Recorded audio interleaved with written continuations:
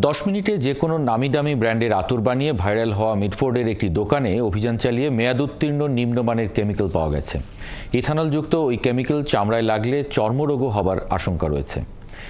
অভিযানে ভোক্তা অধিদপ্তর জানান 200 থেকে 2000 টাকায় 14 কোটি টাকার আতর বানিয়ে চটকদার বিজ্ঞাপন দেখেই এই অভিযান চালায় তারা। আমদানির যথাযথ কাগজ দেখাতে পারেনি ওই প্রতিষ্ঠান। প্যাকেটের গায়েও ছিল না উৎপাদন ও মেয়াদ উত্তীর্ণর কোনো তারিখ। এত সব অভিযোগের পরও মালিক সমিতির অনুরোধে কোনো জরিমানা করেনি ভোক্তা অধিকার।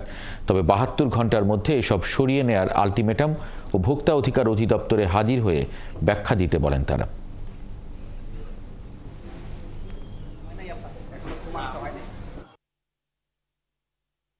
200 টাকা থেকে শুরু করে 5000 টাকায় বিক্রি করেন উনি 14 কোটি টাকার পারফিউম। তো এটা নিয়ে আমাদের আগ্রহ ছিল আসলে উনি ভোক্তাদের সাথে প্রতারণা করছেন কিনা। তো সেখানে আমরা গিয়ে যেটি দেখলাম যে বেশ কিছু পারফিউম সেখানে মেয়াদ উত্তীর্ণ হয়েছে, অনেক আগে মেয়াদ শেষ হয়েছে, তারপরে সেগুলো ব্যবহার করে যাচ্ছে।